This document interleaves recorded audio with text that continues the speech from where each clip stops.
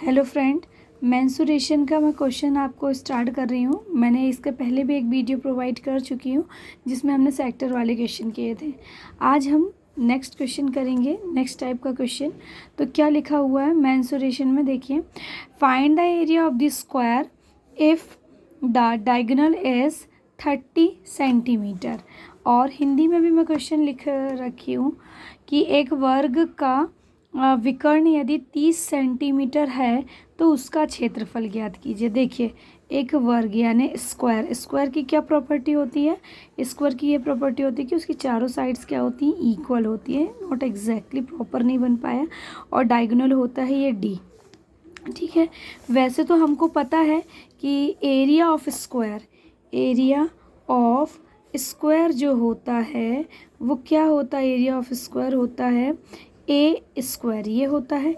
लेकिन हमें diagonal given है, तो डायगोनल जो होता है उसकी वैल्यू होती है ए अंडर रूट, ये है ना, अंडर रूट 2a।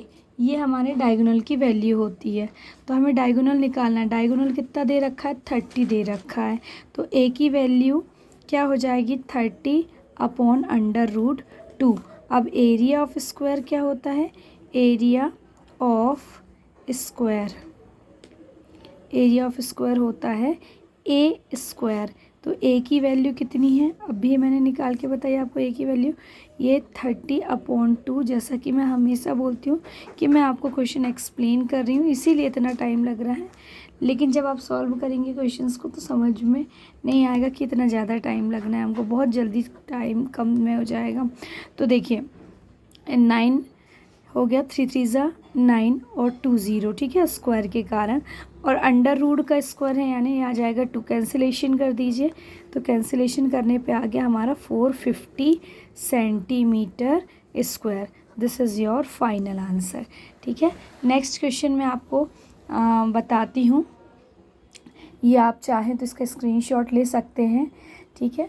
अब मैं आपको एक क्वेश्चन बता रही हूँ। इसमें लिखा हुआ है कि यदि, जैसे एक हमारे पास एक रेशियो वाला एक क्वेश्चन एक्सप्लेन करती हूँ कि यदि हमारे पास एक पैरेललोग्राम है। पैरेललोग्राम को हिंदी में क्या बोलते हैं? आयत बोलते हैं मे बी। तो एक आयत है, यदि उसकी लेंथ और ब्रेथ का रेशियो गिवन है 5:4 गिवन है हमको, ठीक है। तो हमें इसका क्या करना है? 5:4 गिवन है, रेशियो में गिवन है, तो हमें इसका सरकमफेरेंस निकालना है। सरकमफेरेंस का फॉर्मूला क्या होता है? 2l+b। ये हमारे सरकमफेरेंस का फॉर्मूला होता है। सरकमफेरेंस को हिंदी में परिमाप कहते हैं, ठीक है। यदि हमें परिमाप निकालना है तो इसका फॉर्मूला क्या होता है? l+b, 2 का इंटू करके। लेकिन l ही हमको रेशियो में दे रखा है और साथ में इसमें दे रखा है इफ़ द एरिया इज़, यदि एरिया इसका जो हो जाएगा वो क्या है? 8,000 मीटर स्क्वायर है एरिया। तो हमें इन सब को, अब ये अननेसेसरी तो दे नहीं रखा है, इन सब को हमको यूज़ करके क्या निकालना होगा? एल और बी की वैल्यू निकालनी होगी। उसके बाद हम सरकमफेरेंस निकाल सकते हैं।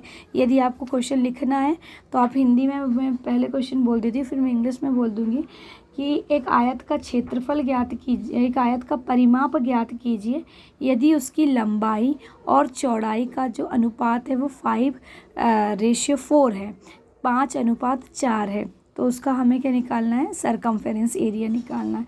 और find the circumference of the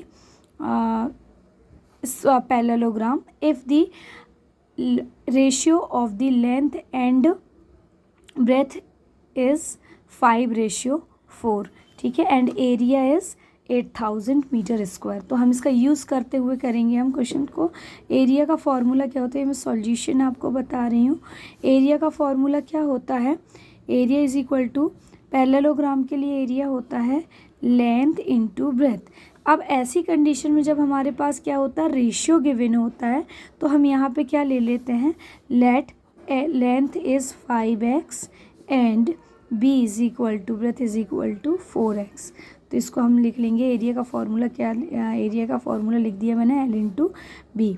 ये 1000, 8,000, l is 4x and 5x and 4x 20x²।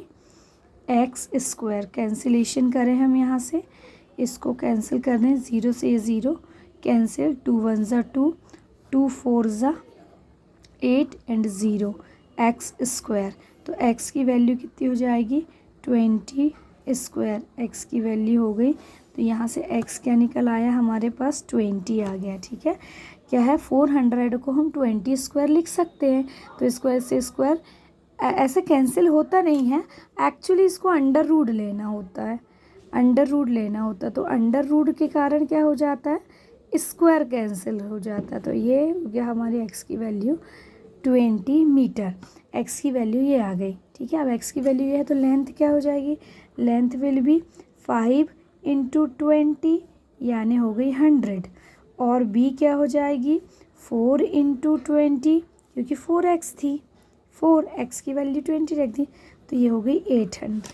तो जो इसका सरकमफेरेंस होगा, जिसको हम क्या बोल रहे हैं, परिमाप बोल रहे हैं, तो परिमाप का फॉर्मूला क्या होता है 2l + b।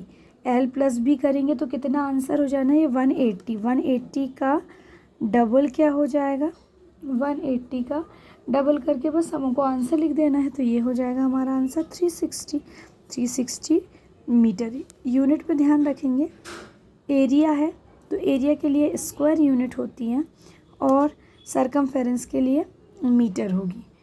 ठीक है, तो आप चाहें तो इसका स्क्रीनशॉट ले सकते हैं। क्वेश्चन मैंने आपको पहले ही बोल दिया था। Thank you for watching.